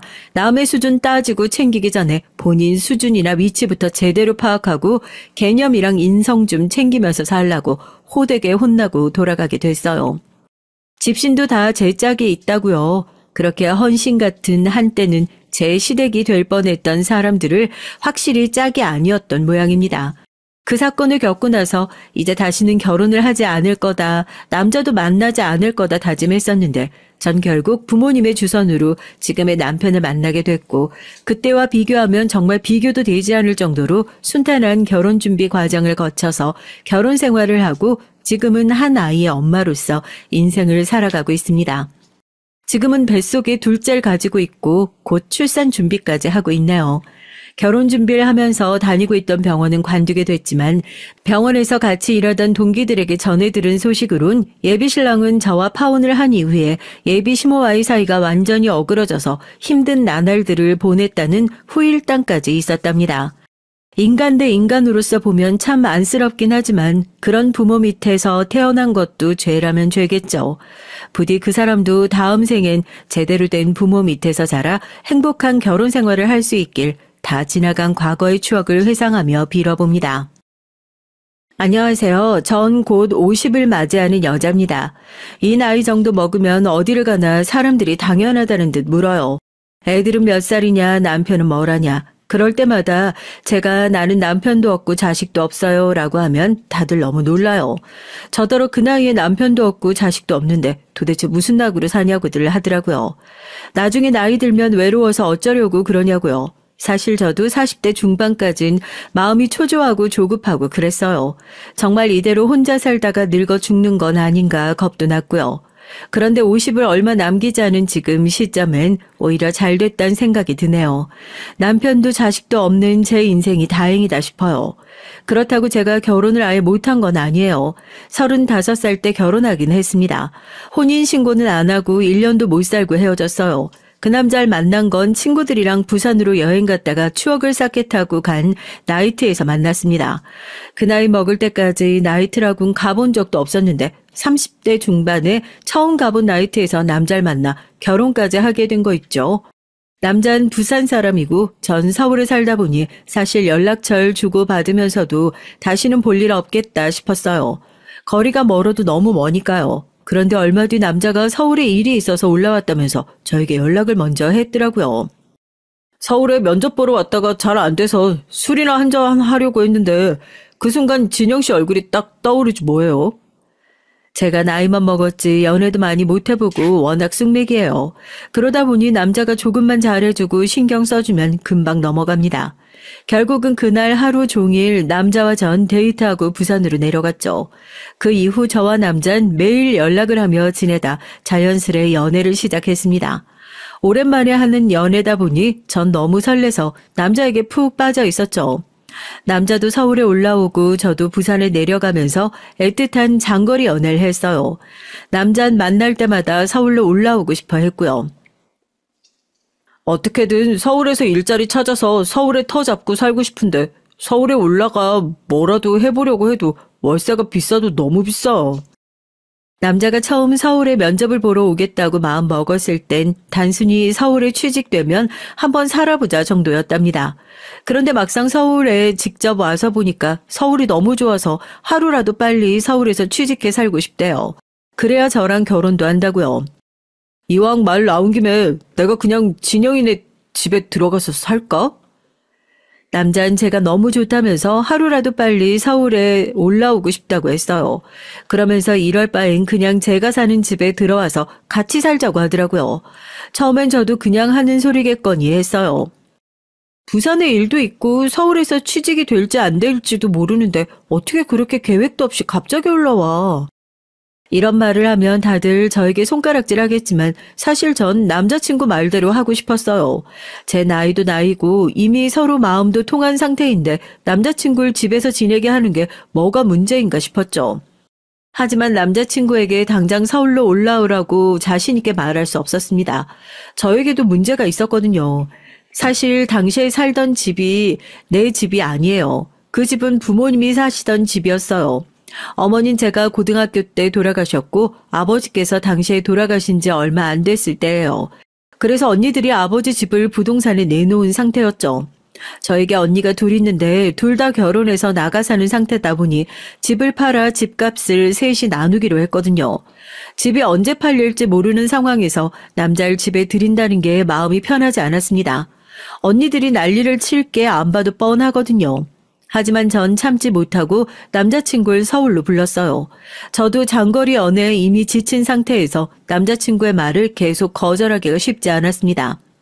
처음 남자친구가 말한 건 2주 정도였어요. 집이 언제 나갈지 모르는 상황이다 보니 우선 남자친구가 일자리를 구하는 대로 바로 고시원이라도 구해서 나가겠다고 했죠. 그 전까지만 언니들에게 비밀로 하고 같이 살기로 했습니다.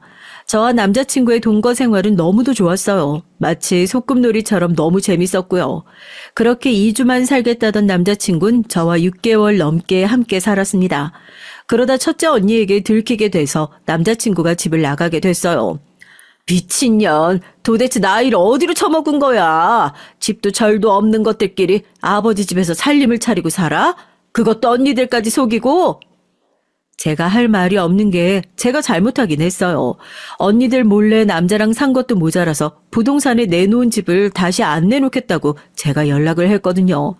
남자친구가 서울에 취직이 되기는 했어요. 그런데 이미 같이 사는 게 익숙해지다 보니 따로 살고 싶지 않았습니다. 그래서 둘이 조금만 더 돈을 모아 아예 신혼집 자금을 모아서 나가자고 했죠. 그래서 조금만 더 아버지 집에서 버텨보자 집을 안 내놓기로 했고요. 언니들이 몇 번이나 저에게 집을 보러 오는 사람이 없냐고 물었는데 그럴 때마다 전 거짓말을 했어요. 집을 내놓은 지가 언젠데 아직도 소식이 없어? 그렇게 집 보러 오는 사람이 없어? 부동산 아줌마 말이 요즘 다들 집값이 올라서 매매 보러 오는 손님이 거의 없대. 더군다나 우리 집은 평수도 큰 집이라 좀 걸릴 것 같다고 그러더라. 저처럼 소심한 애가 남자한테 미쳐버리니 거짓말도 아주 술술 나오더라고요. 그러다가 언니가 우연히 제가 사는 동네에 왔다가 부동산 아줌마를 만나서 제가 집을 안 팔겠다고 했다는 말을 듣고 만 거예요. 그래서 난리가 나서 집까지 들어온 겁니다. 그러고는 저와 남자친구가 사는 모습을 그대로 언니에게 다 들켜버리고 말았죠. 아버지가 그렇게 우리 막내 감싸고 두셨는데 네가 이런 꼴로 사는 거 보면 참 좋아하시겠다. 언니는 저와 남자친구를 보고 한심하다는 듯이 혀를 끌끌 찼습니다. 그 순간 저도 화가 나더라고요. 물론 제가 잘못한 일이긴 하지만 명색이 제 남자친구인데 그 앞에서 혀까지 차며 무시하니 참기 힘들더군요. 언니들 속인 건 나도 미안한데 나도 엄연히 이 집에 지분이라는 게 있잖아? 남자친구가 부산 사람이라 당분간만 좀 같이 지낸 건데 내 얘긴 들어보지도 않고 사람을 꼭 이렇게 한심하게 취급해야겠어? 자초지종을 듣기는 뭘 들어. 딱 보면 알지. 그 나이에 남자를 만나도 어디서 별 볼 일 없는 남자를 만나선 집도 없어서 여자한테 빌붙는 놈을 만나. 언니가 선을 넘었습니다. 분명 내 남자친구라고 결혼까지 생각하고 있다고 말했는데도 이놈 저놈 하면서 넘지 말아야 할 선을 넘고 말았어요. 전 남자친구에게 너무 미안해서 노발대발 더 난리를 쳤어요. 웃기고 있네. 형부는 뭐 대단한 사람이라고 잘난 척이야? 언니가 지금 나한테 그런 말 할 자격 있어? 형부도 아무것도 없이 장가와서 지금 사는 전셋집도 우리 아버지가 해준 거잖아. 그리고 아버지 아플 때 자식이라고 조금도 신경 안 썼으면서 아버지 돌아가셨다고 재산은 왜 똑같이 나눠 가져야 돼? 어머니고 아버지고 아플 때 내가 다 했잖아. 전 언니의 태도에 너무 화가 나고 실망스러워서 꺼내고 싶지 않았던 옛날 얘기까지 하고 말았어요. 사실 제가 언니들한테 쌓인 게 좀 많아요. 꼭 자식이 부모에게 잘해야 하는 건 아니지만 그래도 돌이라는 게 있잖아요. 어머니도 아버지도 돌아가시기 전에 좀 많이 아프셨는데 어머니들이라고 둘이나 있는데도 자식으로서 할 도리조차 하지 않았어요. 오히려 아픈 부모한테 매일 해준 거 없다고 투덜거렸습니다. 아버지께서 결혼하고 저희 셋을 낳고 나서 일하다 다쳐서 다리를 좀 절뚝거렸어요. 그나마 다행인 건 다니던 직장에서 산재로 보상을 받아 그 돈으로 식당을 차려서 동네에서 장사할 수 있었습니다. 그래봤자 구멍가게 같은 가게라 동네 사람들 상대로 하는 가게였죠. 동네 사람들이 아버지 사정을 다 알다 보니 안쓰러워서 저희 가게에 많이 도움을 주셨어요. 그런데 엎친 데 덮친다고 그맘때 어머니께서 아프기 시작했죠. 자궁암이었는데 지금 같으면 금방 수술받고 나을 수도 있는 병이지만 그땐 상황이 좋지 않아서 어머니께서 고생을 좀 했어요. 병원도 계속 다녀야 하는데 어머니께선 돈 걱정에 자꾸만 병원도 안 가고 집에서 혼자 버티셨거든요. 아버지야 당연히 어머니를 살리겠다고 있는 거 없는 거 다 끌어다가 병원비에 보탰죠. 그때 제가 중고등학교 때인데 전 어머니가 어떻게 되기라도 할까봐 너무 무서웠어요. 그래서 하루 종일 학교에 가는 시간 빼곤 어머니 곁에만 있었습니다. 병원도 항상 따라가고 집에서 어머니 식사를 챙겼어요. 당시 언니들은 대학생이었는데 공부하느라 바쁘다는 핑계로 집에 잘 들어오지도 않았거든요. 집에 들어오면 뭐래요? 잠만 자고 또 나가기 바빴죠. 차라리 집에 안 들어오는 게 저는 속 편했습니다. 언니들은 집에만 들어오면 아버지에게 돈 얘기를 꺼내면서 툴툴거렸거든요. 물론 언니들도 힘들었다는 건 알아요.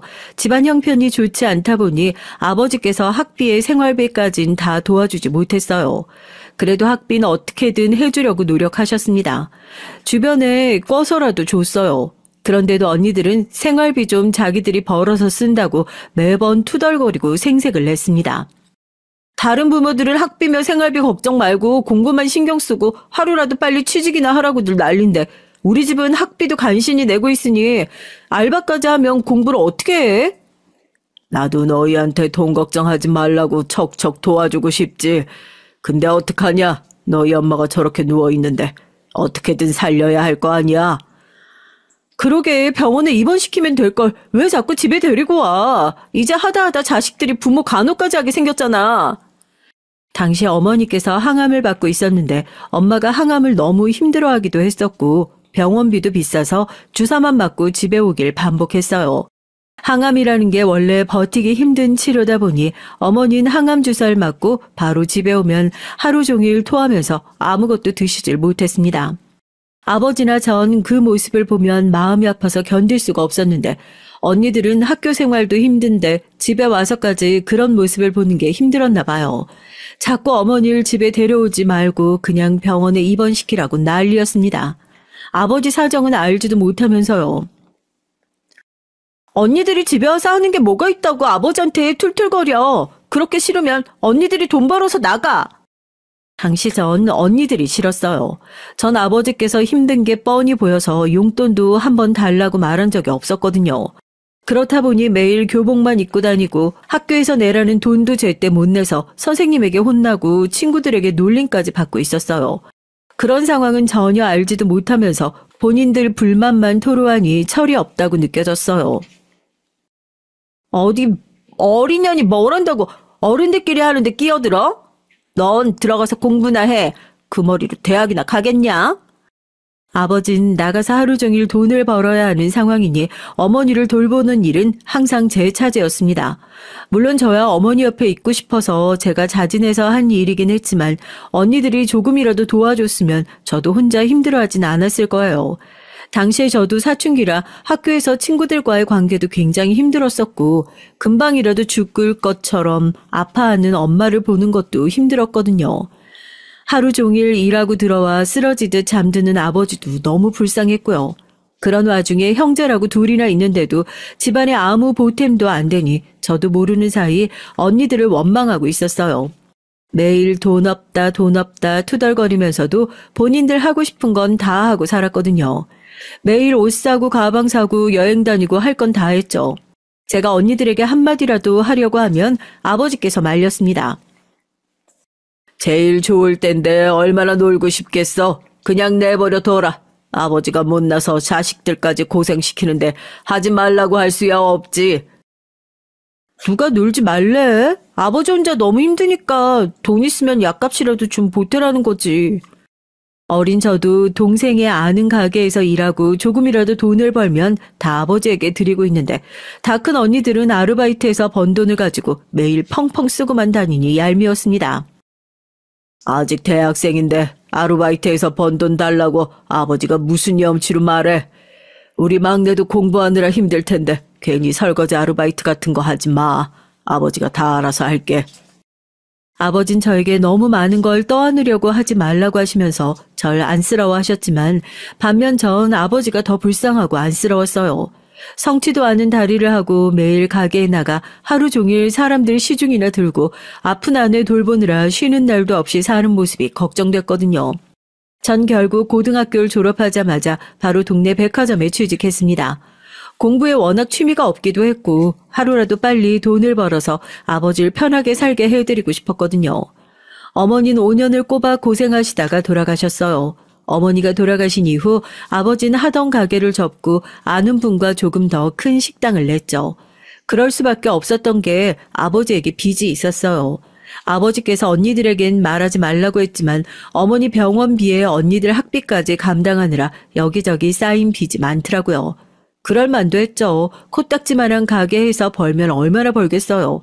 정리한 가게 보증금으로 빚을 일부 갚고 아버진 다시 일용직 일을 시작하려고 했습니다. 내가 취직도 했고 이제 돈도 버니까 아버진 그냥 집에서 좀 쉬세요. 지금까지 쉬지도 못하고 평생 일만 했는데 그 몸으로 일용직은 또 무슨 일용직이에요? 전 아버지가 절뚝거리는 다리를 가지고 나가서 또 몸으로 하는 일을 하신다는 게 너무 싫었어요. 언니들이야 다들 취직하고 나서도 아버지를 나 몰라라 하고 있었지만 전 달라요. 제가 아버지를 평생 책임지는 한이 있어도 아버지를 쉬게 해드리고 싶었습니다. 우리 막내 말이라도 너무 고맙네.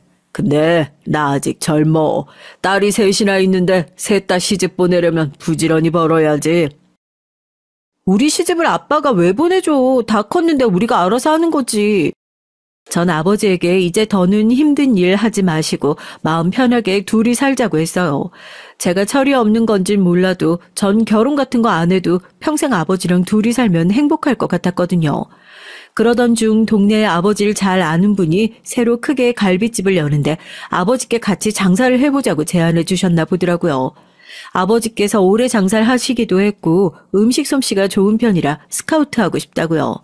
전 이제 연세도 있는데 가게는 또 무슨 가게냐고 말렸지만 아버진 좋은 기회라면서 있는 돈을 다 갈비집에 투자를 해서 새로 시작하셨습니다. 그런데 참 다행인 게 그게 잘 됐어요. 처음 시작할 때 가게 규모가 커서 과연 잘 될까 걱정했었는데 금방 입소문이 나서 지역 내의 유명 음식점으로 대박이 났습니다.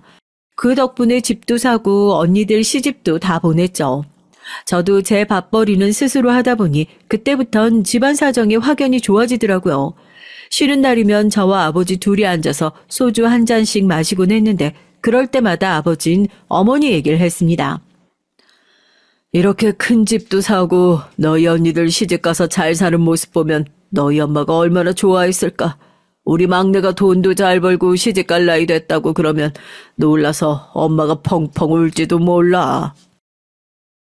언니들은 결혼해서 자식 낳고 사느라 지난 일은 까마득하게 잊고 사는 것 같았지만 저와 아버지는 아니었어요. 매일 어머니 얘기를 하고 그리워하며 잠들곤 했습니다. 아버진 항상 이제 저만 시집 보내면 할 일은 다 한 거라고 얘기하셨죠. 그럴 때마다 결혼 생각 없다고 해도 늦게라도 좋은 사람을 만나면 꼭 결혼해야 한다고 하셨고요. 부모도 좋고 형제도 좋지만 부모나 형제가 평생 옆에 있어줄 수는 없잖니. 자고로 배우자가 있어야 늙고 병들어서도 외롭지 않은 거야. 좋은 남자 만나서 결혼해야 한다던 아버지의 말씀은 결국 제 걱정이었습니다.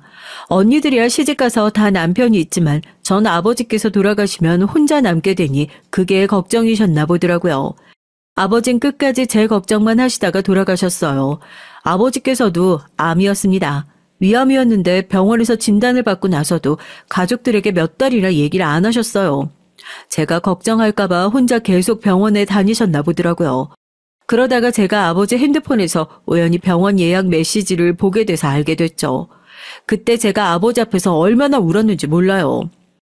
이렇게 중요한 걸 얘기 안 하면 어떡해. 빨리 수술도 받고 치료도 받아야 하는 건데. 족이라 심각하지 않아. 가게 일 바빠서 한가해지면 수술 날짜 잡기로 했다. 그런 걸 말이라고 해? 엄마 보고도 아빤 그렇게 몰라? 암이 그냥 두면 가만히 아빠 수술할 때까지 기다려주는 줄 알아?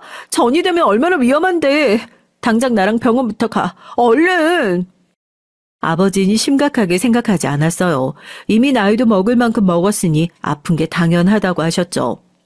너희 엄마야 처음 알았을 때 이미 말기였고 젊어서 전이가 빨라서 그랬지만 아버지 나이엔 지금 죽어도 이상할 게 없는데 암이 뭔지 뭐 어때? 수술 받고 치료받으면 되지. 아빠, 지금 그걸 말이라고 해? 죽어도 이상할 게 없는 나이가 어딨어. 나 아빠 없으면 못 살아. 그러니까 그런 소리 다신 하지 마. 아버진 제가 걱정할까봐 일부러 대수롭지 않게 얘기하셨지만 그게 더 싫었습니다.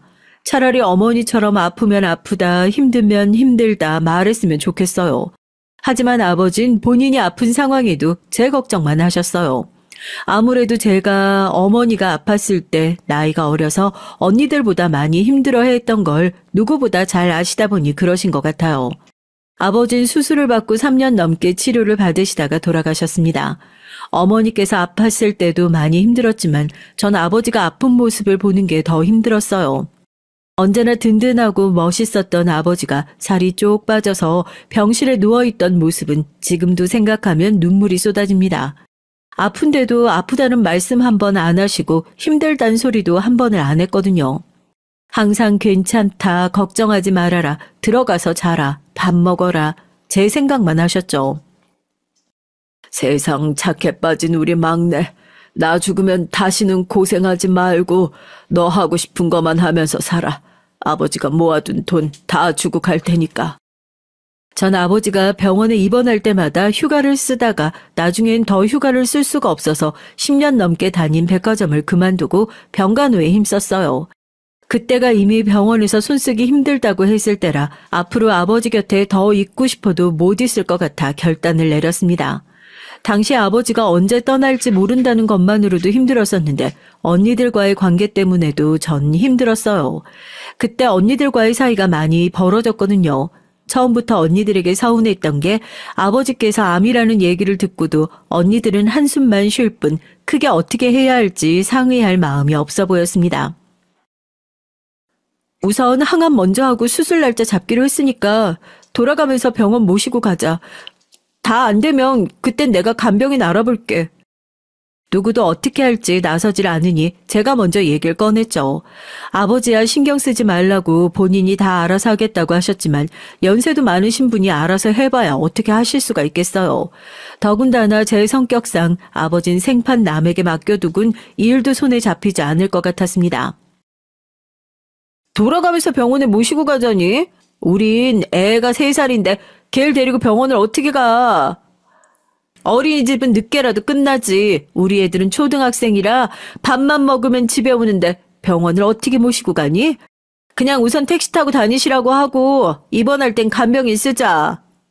당시 언니들은 결혼해서 조카들도 있는 상황이었어요. 그러다 보니 아버지를 병원에 모시고 다니기엔 무리가 있다고 했습니다.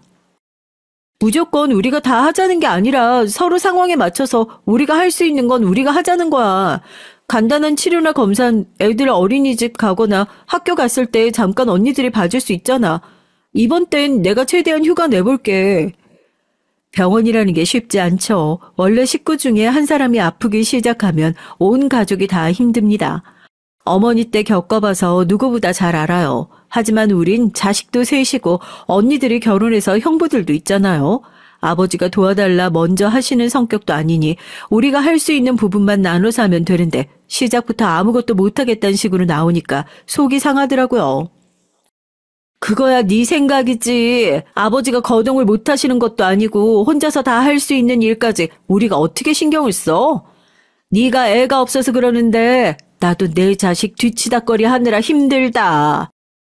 언니들 마음을 이해 못하는 건 아니에요. 당연히 본인들 가정이 있으니 친정에 신경 쓰기 힘들겠죠.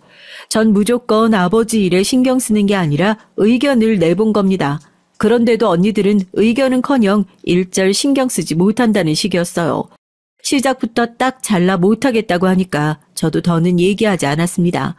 그냥 전 나름대로 제가 할 수 있는 선에서 아버지에게 도리만 다하려고 했어요. 하지만 매일 병원에 왔다 갔다 하며 아버지의 상황을 보다 보면 도리만으로는 되지 않았습니다. 아버지께서 병원에서 우왕좌왕 하실 걸 생각하면 일이 손에 잡히질 않았어요. 그렇게 꼬박 아버지와 3년을 보내다 아버지께서 돌아가신 겁니다. 물론 언니들도 자식이고 저도 자식이죠. 그러니 아버지의 집이 제 집이 아니라는 것 정도는 저도 알아요. 하지만 저도 제가 어느 날 갑자기 이렇게 남자에게 미칠 줄은 몰랐습니다. 집을 내가 혼자 다 갖겠다고 한 것도 아니고 나갈 준비 될 때까지만 당분간 지내겠다는데 언니들이 그 정도도 이해 못해줘?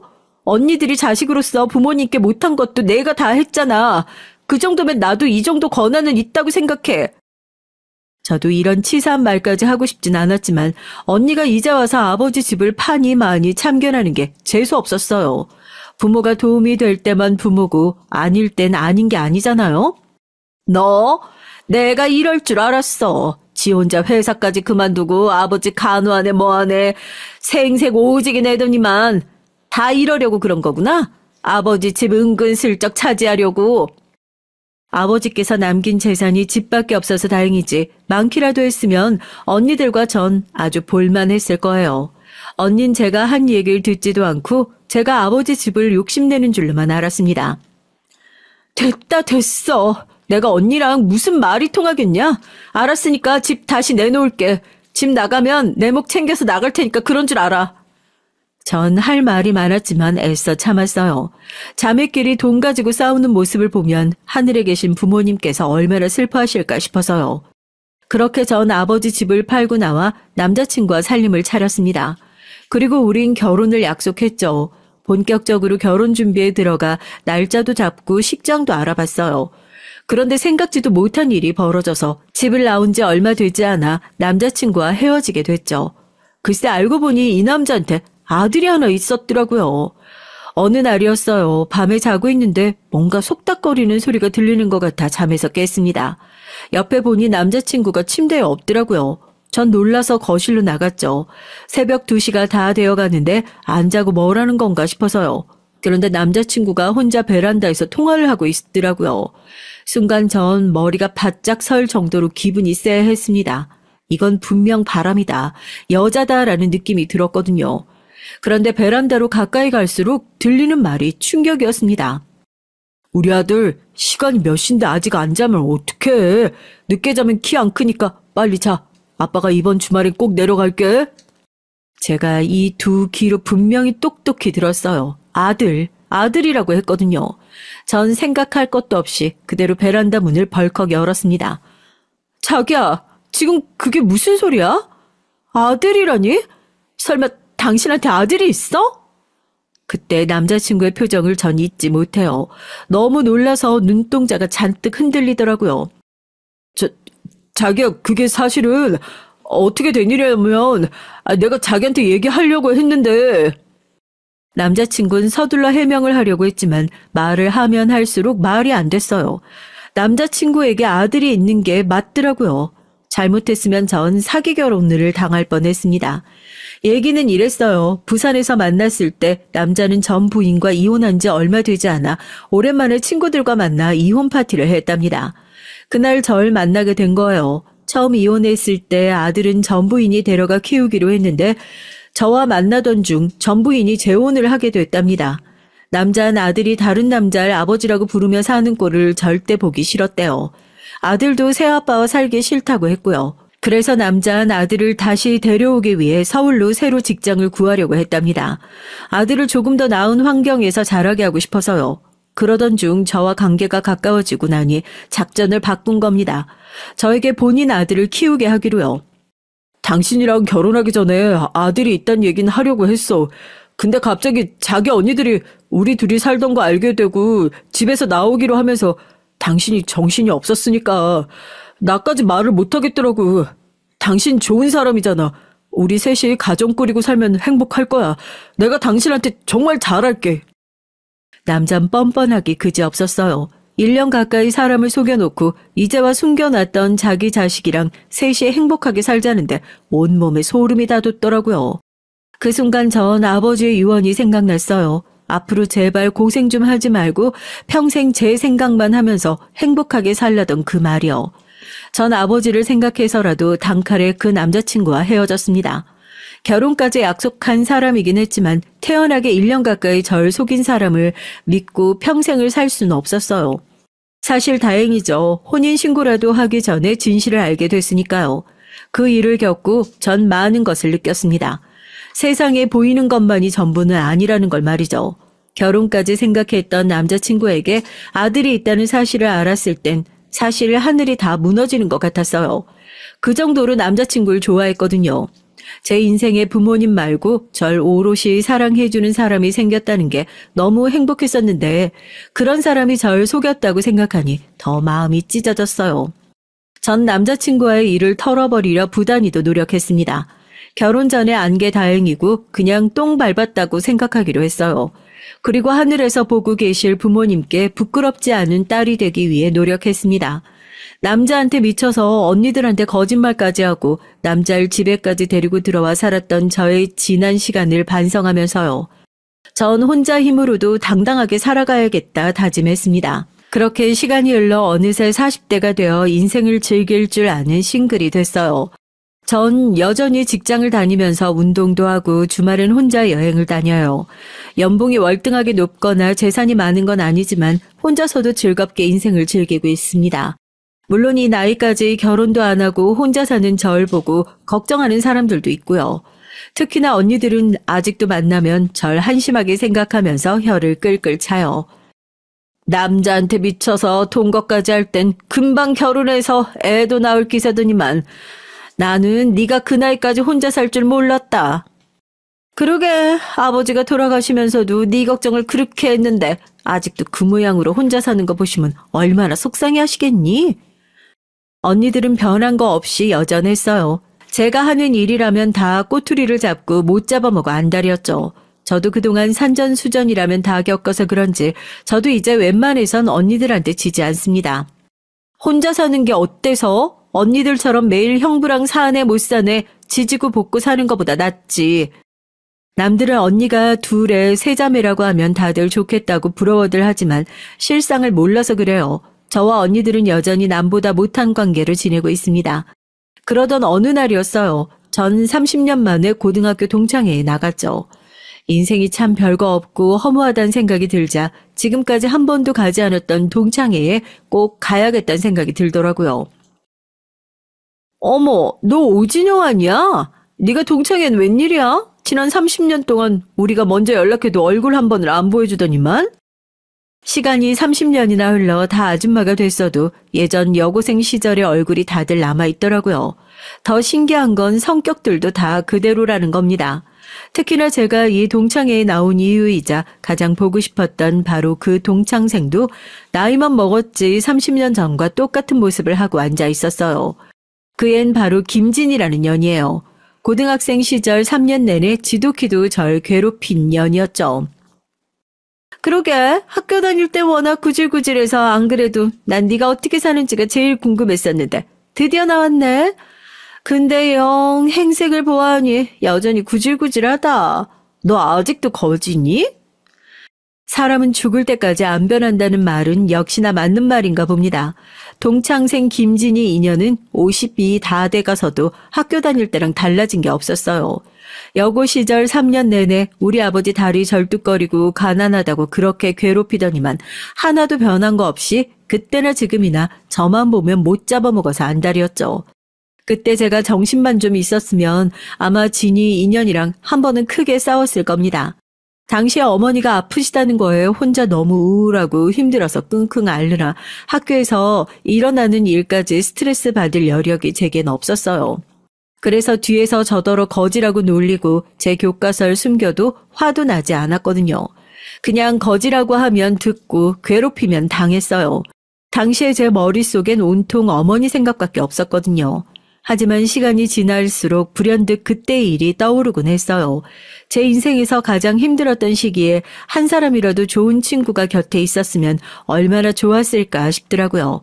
그러면서 자연스레 김진희에 대한 원망과 분노가 마음에 자리 잡고 있었습니다. 너 김진희 맞지? 너 옛날하고 너무 많이 달라졌다. 얘, 너 왜 이렇게 늙었어? 하긴 너 내가 듣자 하니까 남편이랑 시장에서 생선 가게 한다며? 애들 키우느라 장사하랴 고생해서 그런지 얼굴이 완전 맛이 갔다 얘. 나쁜 얘는 하나도 안 변했어도 전 변했습니다. 제가 이제 더는 그때 답답했던 여고생 오진영이 아니었어요. 제가 이 정도 예상도 안 하고 30년 만에 동창회에 나왔을 리 없었죠. 진이 년만 만나면 본때를 보여줘야겠다 생각했거든요. 그때였습니다. 제가 가게 밖을 보며 손짓을 살짝 하자 가게 앞에 있던 정장을 입은 남자들이 우르르 가게 안으로 들어와 제 주변을 에워쌌어요. 대표님 찾으셨습니까? 머리를 숙이며 제 곁으로 다가온 남자는 대표님이라고 부르며 저에게 필요한 게 있는지 물었어요. 그 모습에 테이블에 있던 동창들은 다들 놀라서 수군거렸습니다. 대표님? 뭐야? 이 남자들 아까부터 가게 앞에 서 있던데 진영이 네가 아는 사람이었어? 학창시절 절 제일 괴롭히던 진인현 옆에 항상 딱 붙어서 여우짓을 하던 동창년이 역시나 제일 먼저 반응했어요. 제게 인사하는 남자들이 누구냐며 꼬치꼬치 물었습니다. 아, 봤구나. 사실은 나랑 같이 일하는 경호원들이야. 김 비서랑 얘기해서 오늘은 다들 일찍 퇴근해요. 나도 오랜만에 친구들 만나서 좀 늦게까지 놀고 싶으니까. 전 별일 아니라는 듯 친구들에게 웃어 보이며 경호원들을 돌려보냈어요. 그런데 경호원 말이 안 된다는군요. 대표님, 그건 힘들겠습니다. 내일 중요한 미팅이 있으셔서 저희가 꼭 모셔야 돼요. 저희 밖에서 기다릴 테니 필요한 거 있으시면 말씀해 주세요. 다시 한번 정중하게 고개를 숙인 경호원들은 밖으로 나가더니 가게 앞을 지켰습니다. 그 순간 저에게 일절 관심 없었던 동창생들의 시선마저 일제히 절 향하는 게 느껴졌어요.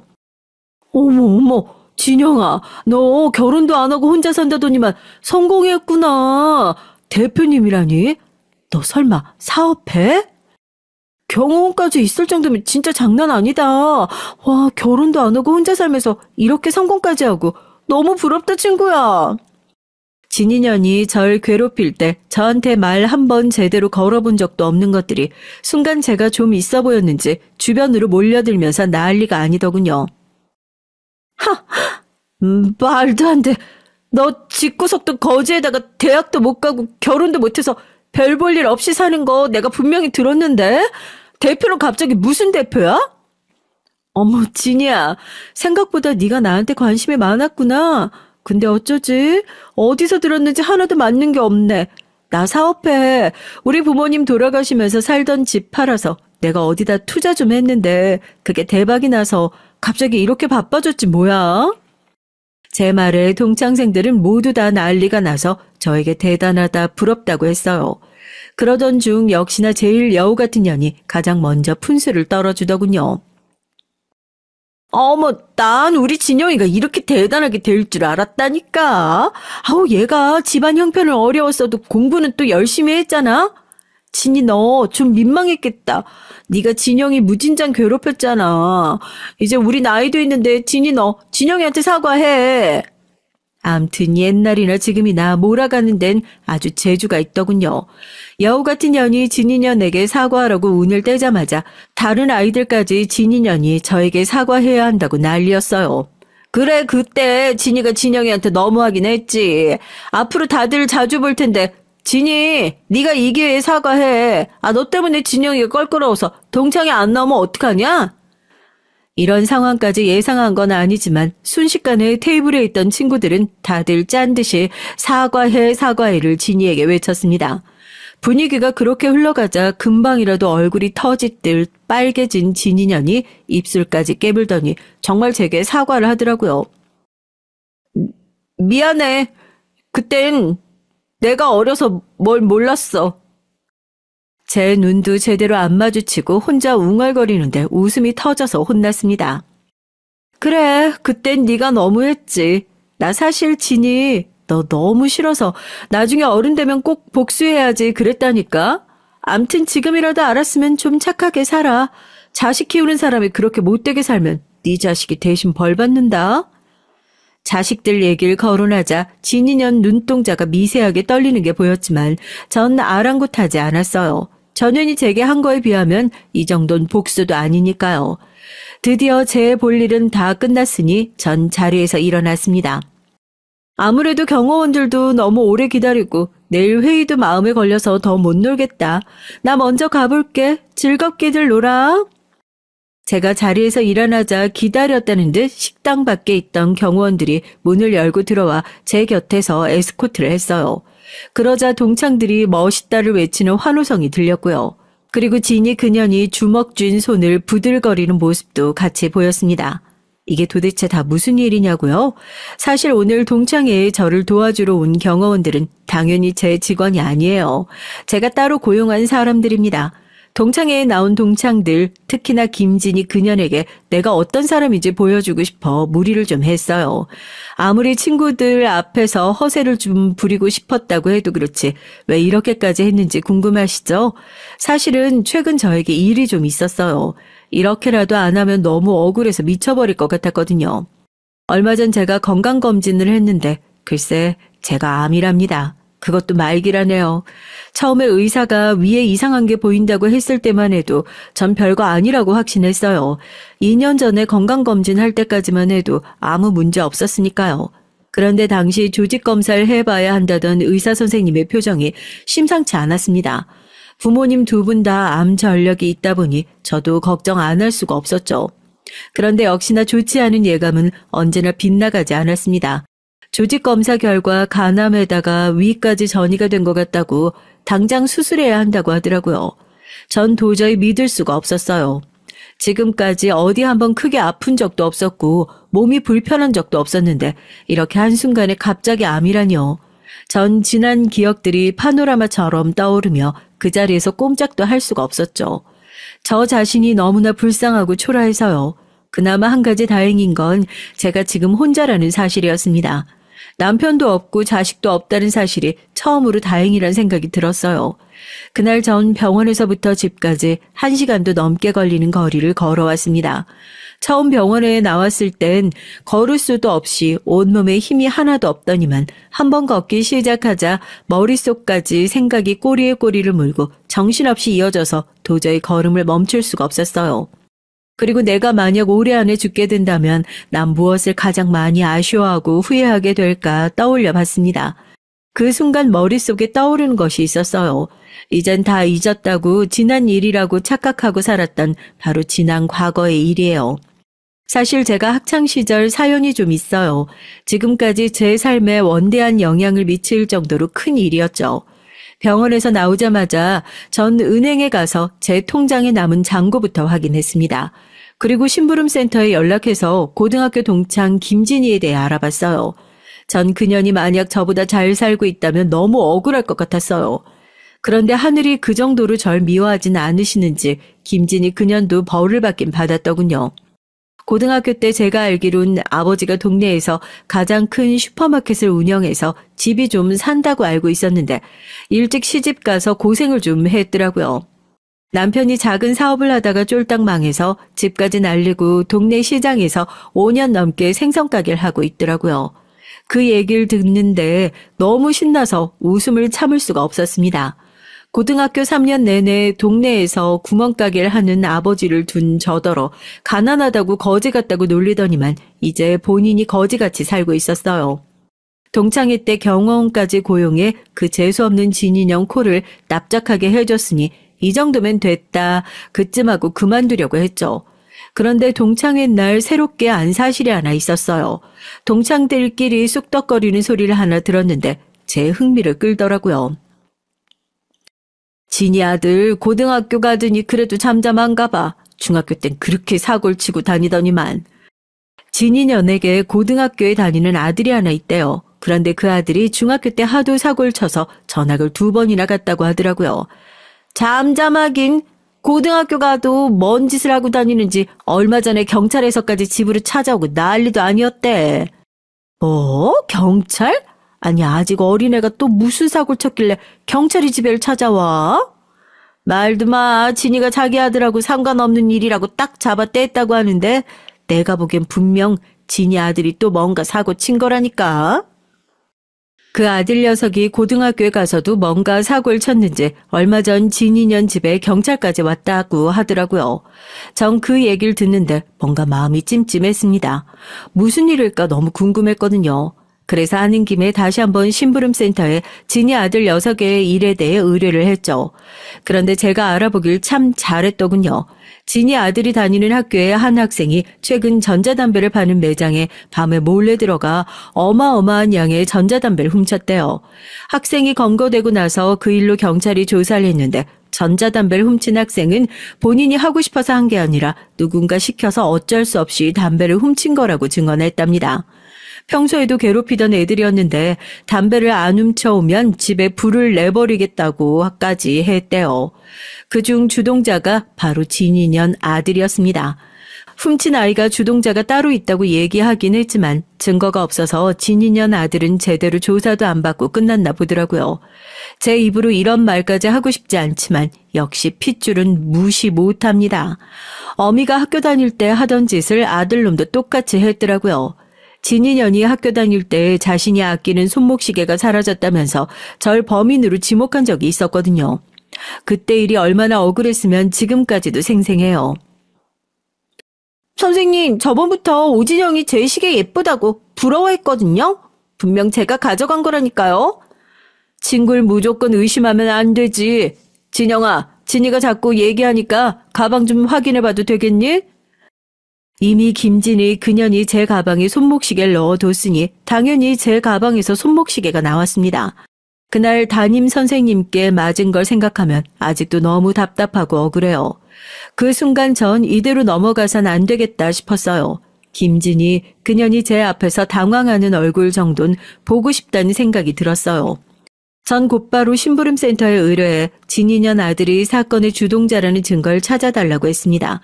그리고 얼마 뒤 익명의 제보자 이름으로 학교와 경찰서에 증거 사진과 자료를 보냈죠. 진이 아들이 평소 그 친구를 괴롭히고 나쁜 짓을 시켰다는 증언들과 학교 주변 영상들을 보냈어요. 그리고 결정적으로 아이들끼리 단톡방에서 주고받은 얘기들을 증거 자료로 제출했어요. 증거를 구하는 건 어렵지 않았습니다. 진이년 아들이랑 제일 친하게 지낸다는 놈을 알아내서 그 녀석한테 용돈 좀 주고 카톡 내용을 캡처해서 보내달라고 했거든요. 역시나 간신배 같은 놈들은 끝까지 간신이더군요. 돈을 받자마자 바로 카톡 내용을 보내주더라고요. 뭐 놀랍지도 않아요. 당연한 일이죠. 걔네들은 진짜 친구 사이가 아니니까요. 얼마 뒤 동창들끼리 모인 단톡방에서 진이 아들이 또 사고를 쳐서 고등학교까지 잘리게 됐다는 얘기를 들었어요. 소년원에 가게 될지도 모른다고 하더라고요. 전 그제야 묵었던 체증이 다 내려가는 것 같았습니다. 전 암 말기 환자예요. 수술도 했고 치료도 꾸준히 받고 있지만 언제 죽을지 모릅니다. 사람들은 저를 보면 불쌍하다고 할 수 있어요. 평생 고생만 하다가 결국은 병에 걸렸다고 하면서요. 하지만 전 괜찮습니다. 어머니 아버지 두 분 다 암에 걸려 돌아가신 모습을 봐서 그런지 저도 잘 견디다가 가야 할 때가 오면 부모님 곁으로 다시 돌아간다 생각하기로 했거든요. 제 얘기를 들으시는 분들 중엔 제 생각이 이해가 안 된다는 분들도 많으시겠지만 젊은 나이에 병에 걸린 절 가엽게 여기신다면 꾸중이 아니라 제게 힘내라고 위로의 말 댓글로 많이 남겨주세요. 저에게 많은 힘이 될 것 같습니다. 저의 기나긴 인생 얘기 끝까지 들어주셔서 감사해요. 언제나 건강하시길 바라겠습니다.